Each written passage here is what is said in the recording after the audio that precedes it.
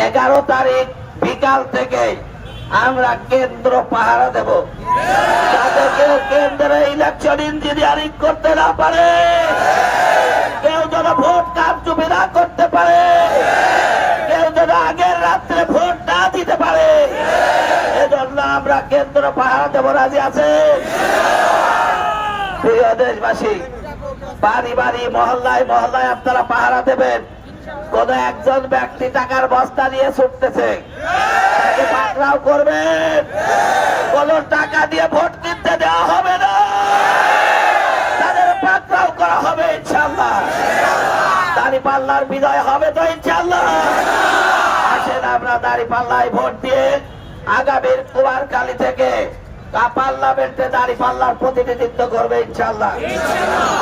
এবং অনেকে বলতে ভোটের পরে দেখে দেবে, তারা বলবো আজকের গণজোয়ার দেখে যাও, তোমার দেখে দেওয়া এরাও দেখে দিতে পারবে। দেখে দেওয়ার ভয় দেখায়ও না। আমরা মাঠে আছি, মাঠে ছিলাম, মাঠে থাকবো ইনশাআল্লাহ। বিজয়ের ঘাটে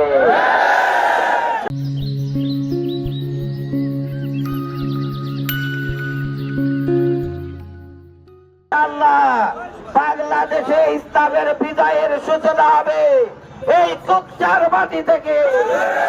যারা ইসলামের বিজয় বরদাস্ত করতে পারে না, তারা দেখে যাও ইসলামের জোয়ার এসেছে, জোয়ার থামিয়ে দেয় এরকম সাধ্য কারণ নয়। প্রিয় দেশবাসী, আমরা আজকে ঘোষণা করতে চাই, আমরা সকল দল, সকল মত, সকল শ্রেণী পেশার মানুষকে সাথে নিয়ে একটা মডেল কুকচা কুমারখালী করতে চাই। আমাদের কারো প্রতি হিংসা নয়, আমাদের কারো প্রতি প্রতিহিংসা নয়। আমরা সবাইকে সাথে নিয়ে সোনার বাংলাদেশ করতে চাই। এজন্য দেশবাসীকে আমরা উদাত্ত আহ্বান জানাতে চাই, বিগত 54 বছরে আপনারা যাদের ভোট দিয়েছেন তারা ইসলামের বাইরে দেশ পরিচালনা করেছে। আগামীর বাংলাদেশ পরিচালিত হবে কোরআন দ্বারা, আগামীর বাংলাদেশ পরিচালিত হবে ইসলামের আইনে। এজন্য আগামীর বাংলাদেশ হবে শান্তির বাংলাদেশ, আগামীর বাংলাদেশ হবে ইনসাফ মুক্ত বাংলাদেশ, ইনসাফ ভিত্তিক বাংলাদেশ, আগামীর বাংলাদেশ হবে চাঁদাবাজ মুক্ত বাংলাদেশ। আমরা এই কুকচা কুমারখালী থেকে চাঁদাবাজ মুক্ত কুমারখালী বানাতে চাই। আপনারা রাজি আছেন?